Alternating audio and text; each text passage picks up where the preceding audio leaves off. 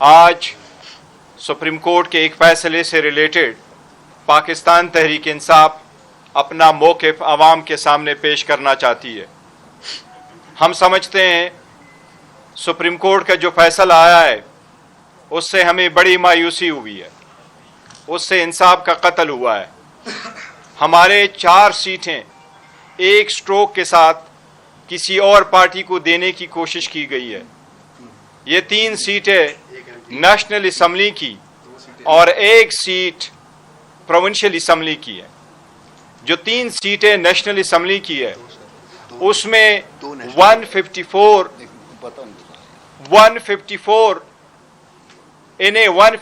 لودرا والی سیٹ ہمارا رانا فراز صاحب کی وہ MNA ہے جو سپریم کورٹ کے پہلے ڈیسیجن میں 39 MNA میں انکلوڈ تھے، اور ان کا نوٹیفیکیشن سپریم کورٹ کے پہلے آرڈر کے مطابق 25 جولائی کو بھی ایز اے PTI MNA ہو چکا تھا۔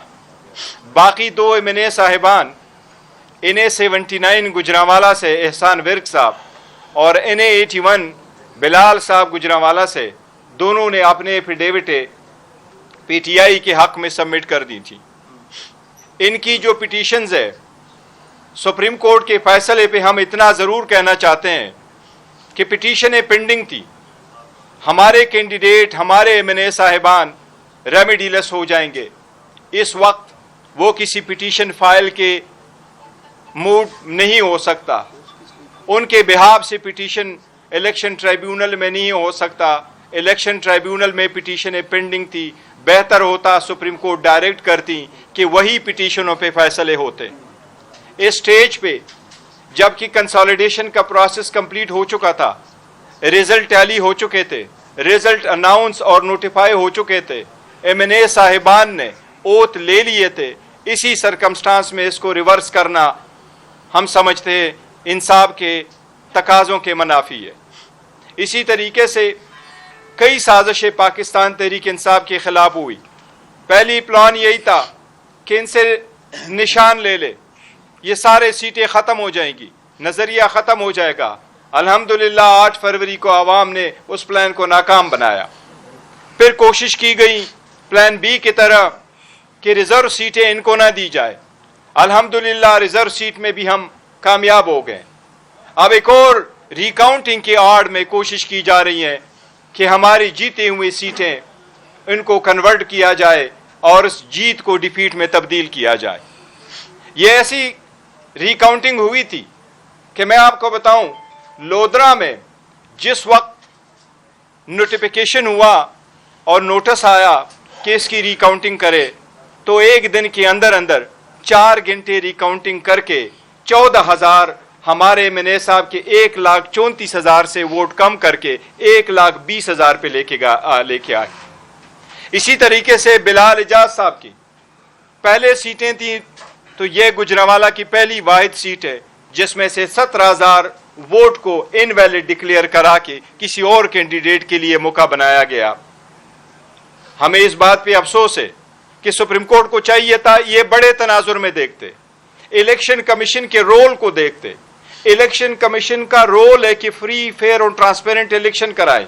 اگر الیکشن کمیشن اس میں ناکام ہو جاتا ہے اور وہ تیلوں کا حفاظت نہیں کر پاتا تو ہائی کورٹ کا فرض بنتا ہے کہ اس میں انٹرونشن کرے۔ اس سرکمسٹانس پہ اس کو واپس کرنا ہمیں وداؤٹ ریمیڈی چھوڑ دیا گیا۔ ہم اپنا سٹرگل پھر بھی کنٹینیو کریں گے، لیکن اس پہ ہمارے شدید تحفظات ہیں۔ ایک بات ضرور کہیں کہ اب ایکسٹینشن کی گنجائش کسی کے پاس نہیں ہے۔ ہم حکومت سے مطالبہ کرتے ہیں کہ چیف جسٹس آنے والے کی فی الفور نوٹیفیکیشن کی جائے۔ جو لوگ اپنی گرفت دوسروں کو ڈیفیٹ کروا کے مضبوط کرتے ہیں اور جو لوگ ایکسٹینشنوں کی آڑ میں یہ سب کچھ کرتے ہیں، ان کو سبق لینے چاہیے بنگلہ دیش سے۔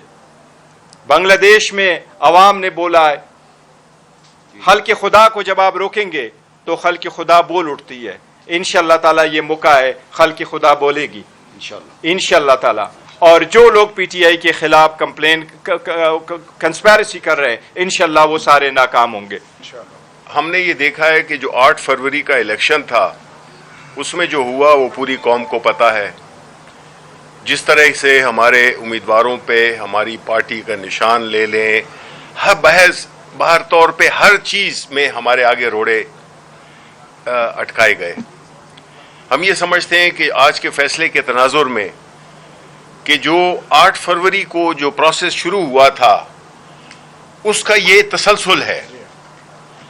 یہ اگر آپ اس کو ہر ڈیولپمنٹ کو دیکھیں تو اس کا مقصد یہی ہے کہ کسی طریقے سے بھی پاکستان تحریک انصاف کے کینڈیڈیٹس جو فارم 45 فارم 47 کے جال سے بچ کے نکل گئے ہیں ان کو کس طرح سے گھیرا جائے اور ان کے گرد کون سا جال بچھایا جائے کہ ان کو وہاں سے جو اندر ہیں ان کو وہاں سے باہر نکالا جائے، اور وہ لوگ جو کہ عوام جن کو ریجیکٹ کر چکی ہے، جس کو کہ ہم فارم 47 والا، اور اس میں سے اکثریت ان کی بیٹھی ہوئی ہے، یہ 17 سیٹوں والے لوگ ہیں، اور ان کی جو ایک آرٹیفیشل مینوفیکچرڈ میجورٹی بنائی گئی ہے وہ بنیادی طور پہ ہر قانون، ہر اخلاقی، ہر طرح سے وہ جائز نہیں ہے، اور اس کو ایک مینوفیکچر کیا جا رہا ہے.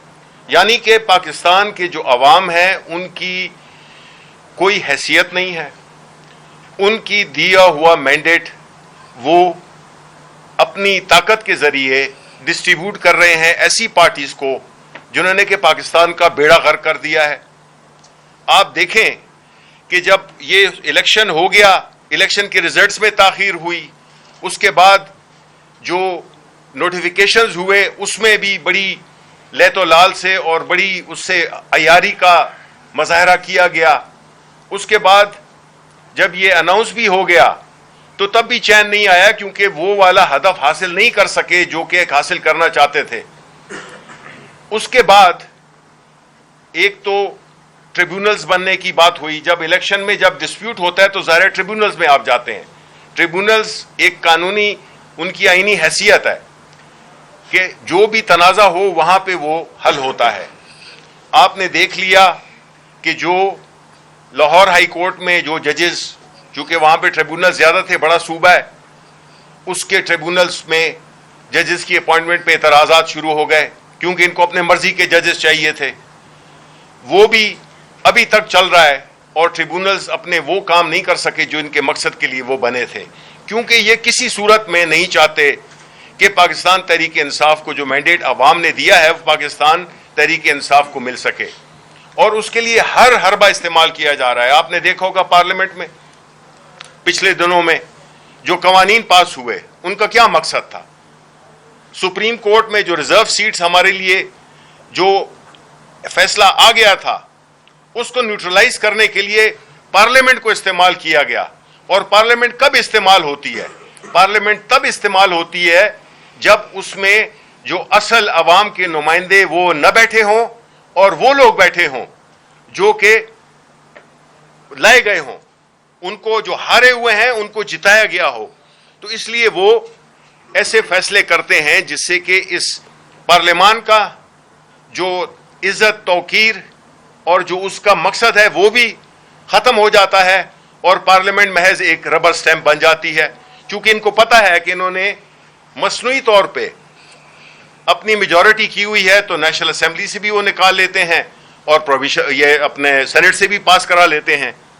یہ جو خاص طور پہ جو بل ابھی قانون میں جو ترامیم کی گئی، یہ تو ایک اندھے کو بھی پتا چلتا ہے کہ یہ کس مقصد کے لیے کی گئی ہیں.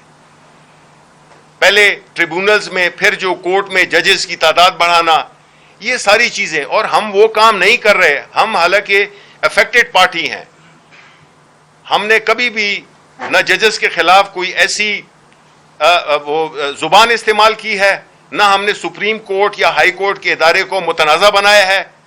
لیکن یہاں پہ تو سینٹ کے فلور کو بھی استعمال کیا گیا ججز کی توقیر کو بے توقیر کرنے کی. آپ نے اسپیچز دیکھی ہوں گی جس کے بعد معافیاں بھی مانگی گئیں. یہ وہ لوگ ہیں جو کہ لائے اسی مقصد کے لیے گئے ہیں جنہوں نے بنیادی طور پہ اس ملک میں آئین کو ایک کھلواڑ بنانا ہے، قانون کو ایک گھر کی لونڈی بنانا ہے. اب آپ دیکھیں جو کمشنر تھے پنڈی کے، انہوں نے کیا کہا تھا، وہ آج کدھر ہیں؟ ہم قوم پوچھنا چاہتی ہے کہ وہ کدھر گئے، انہوں نے کیا کہا تھا، اس کی تحقیقات ہونی چاہیے. ہم تو چاہتے ہیں کہ ہر چیز قانون اور آئین کے مطابق ہو, اور اگر آپ جمہوریت ہے تو اس میں پھر جو ووٹ عوام نے دیا ہے, جن کینڈیڈیٹس کو, جس پارٹی کو, جو کہ ہمارے کیس میں پاکستان تحریک انصاف کو دیا ہے, عمران خان کو دیا ہے, اس کو آپ ہر طریقے سے آپ اس کا احاطہ کر رہے ہیں کہ کسی طرح سے بھی وہ نہ ہو. جب یہ ہوگا تو پھر آئین بھی بے معنی ہو جائے گا, قانون بھی بے معنی ہو جائے گا. اور جب آپ ریکاؤنٹنگ, اب ہماری پارٹی کے کم از کم 60 کے قریب ہم نے ریکاؤنٹنگ کی اپلیکیشنز دی ہیں, پیٹیشنز دی ہیں, اس پہ کوئی فیصلہ نہیں ہوا, اس پہ کوئی کارروائی بھی نہیں ہوئی ہے. لیکن یہاں پہ یہ آئے ہیں کیونکہ مقصد تھا سیٹیں کھینچنا, تاکہ یہ کسی نہ کسی طریقے سے, چاہے اس میں قانون ٹوٹتا ہے, آئین ٹوٹتا ہے, کچھ بھی ہوتا ہے, اس پہ ان کی میجورٹی 2/3 بنا دی جائے کہ اس کے بعد جو بھی یہ چاہیں, یہ نااہل ٹولہ, یہ کرپٹ ٹولہ جس نے اس ملک کو تباہی کے دہانے پہ لا کھڑا کیا ہے, پچھلے 40 سال سے یہ لوگ لگے ہوئے ہیں. ملک کس حالت میں ہے آپ کو پتہ ہے. ان کو لوگوں کی نہ مہنگائی کی پرواہ ہے, نہ ان کو عوام کی سیکیورٹی کی پرواہ ہے. یہ جو ہے تو صرف لگے ہوئے ہیں کہ کس طرح سے ہم نے اپنی جو سیاسی ہدف ہے, وہ سیاسی ہدف اچیو کرنے کا میں کوئی مذائقہ نہیں ہے, لیکن قانون اور آئین کے اندر رہتے ہوئے. یہ نہیں کہ اس کے لیے نو ہولڈز بارڈ, کوئی بھی مطلب ہے آپ چیز کریں وہ جائز نہیں ہے.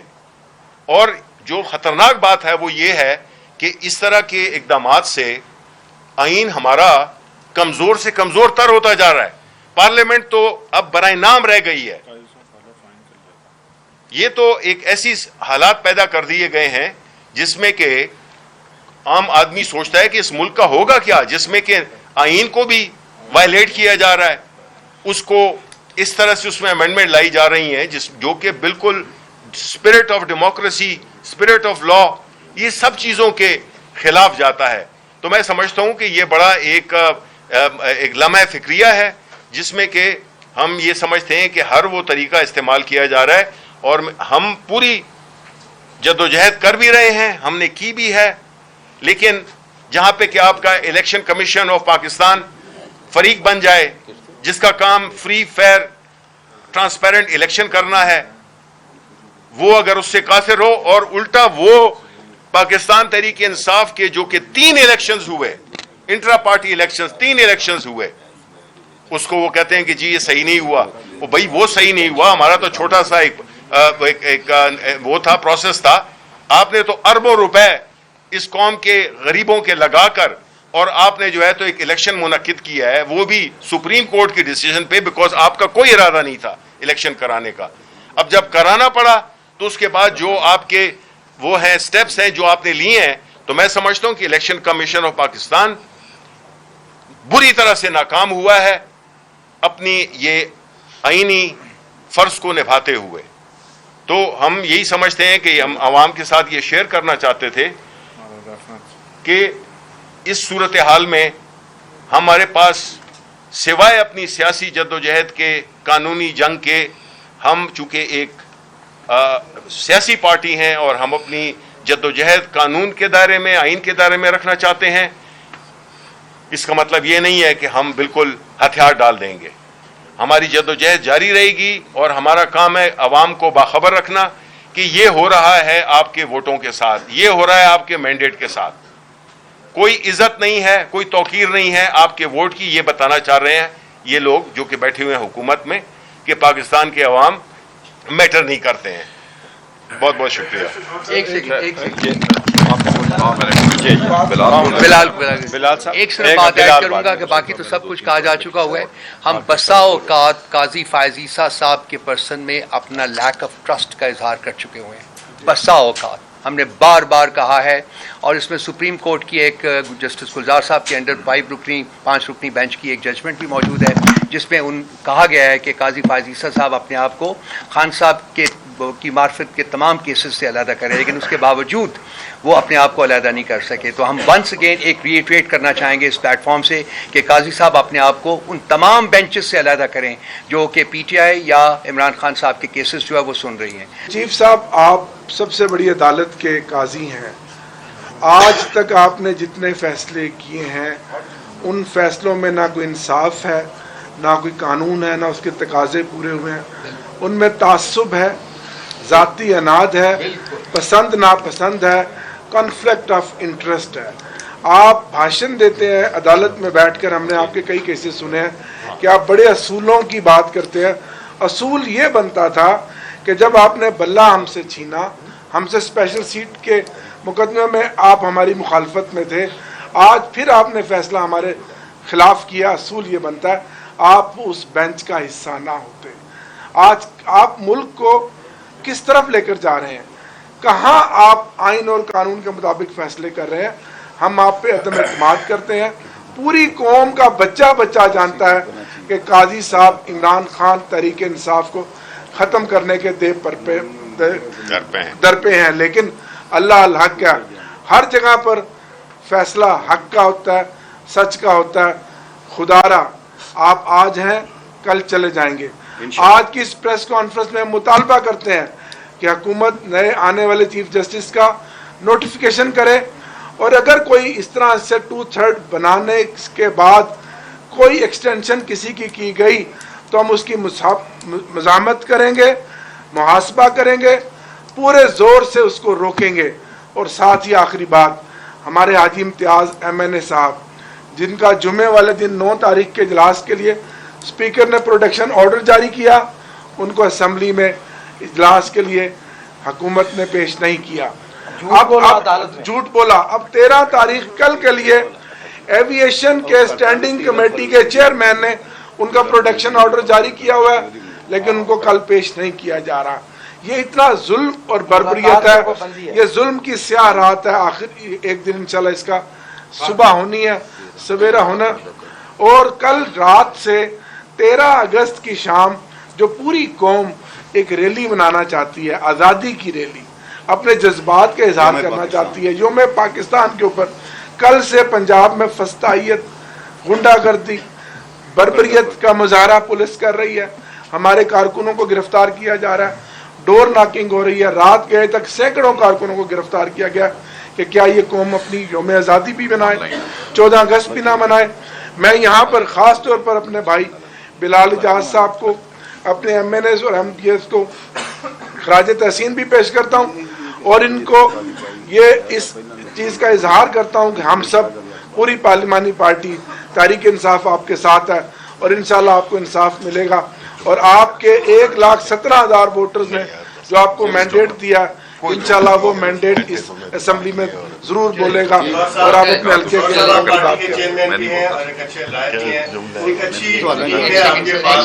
تو کیا آپ چیف جسٹس صاحب پاکستان کو پاور نہیں کروا سکے کہ وہ ڈپٹی کمشنر جو آپ کے ڈیٹینشن آرڈر جاری کرتے تھے, جو آپ کے 16 MP 3 MPO کے آرڈر جاری کرتے تھے, انہی کو ڈسٹرکٹ ریٹرننگ آفیسر بنا دیا گیا, اور انہوں نے آپ لوگوں کے کاغذات نامزدگی مسترد کیے جو ہائی کورٹ اور سپریم کورٹ سے آپ لوگوں کے باہر ہوئے.